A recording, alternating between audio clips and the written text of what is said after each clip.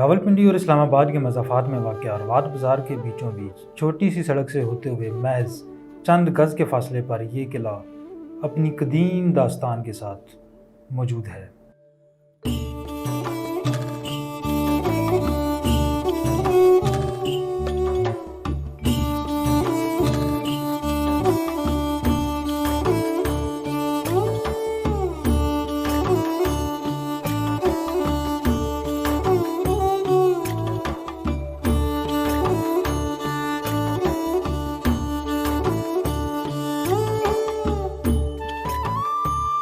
किले के मरकजी दरवाजे में दाखिल हों तो यकदम इंसान कई सदियां पीछे के ज़माने में पहुंच जाता है।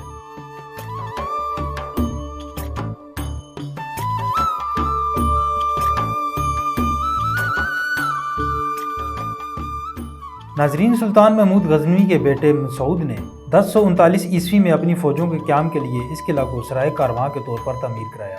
मसूद की फ़ौज के बागी सिपाहियों ने इस किला में सुल्तान मसूद को गिरफ्तार किया। बाद में गखड़ कबीले के सरदार सुल्तान सारंग खान ने इस किले पर कब्जा कर लिया। मरकजी दरवाजे के साथ ही पहरेदारों के लिए चौकियां बनाई गई थी। मरकजी दरवाजे से अंदर दाखिल होकर दाएं और बाएं जानिब पहरेदारों के हुजरे मौजूद हैं।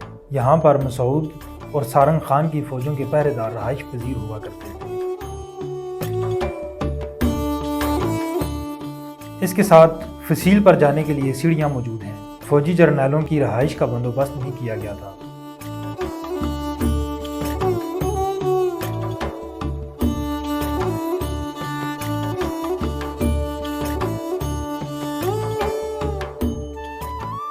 किला में अब एक मस्जिद और मदरसा भी मौजूद है।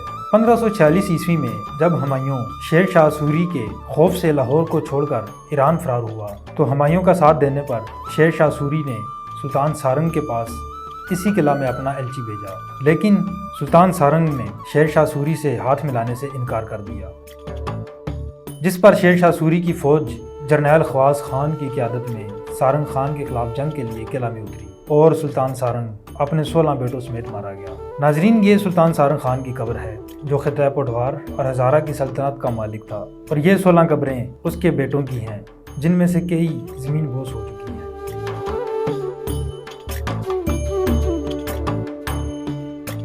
अब ये किला महकमा आसार कदीमा के पास है। इस किला की मरम्मत का आगाज़ हुकूमत की जानिब से कर दिया गया है, लेकिन ये किला विरासत में अपने अंदर 3 बादशाहों की तारीख लिए आबादी के बीच में मौजूद है और इबरत का निशान है ऐसे लोगों के लिए जो आज भी ज़मीन पर खुदा बने।